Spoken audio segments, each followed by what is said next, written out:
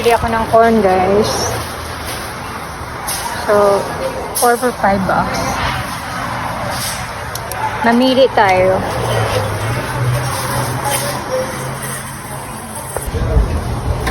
So, ito na yung nabili ko.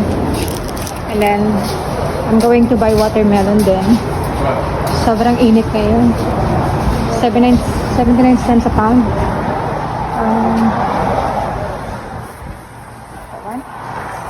Or over there. Thanks. Ito na yung nabili kong corn, guys. Ayan. At ito na din yung watermelon. Sobrang ganda.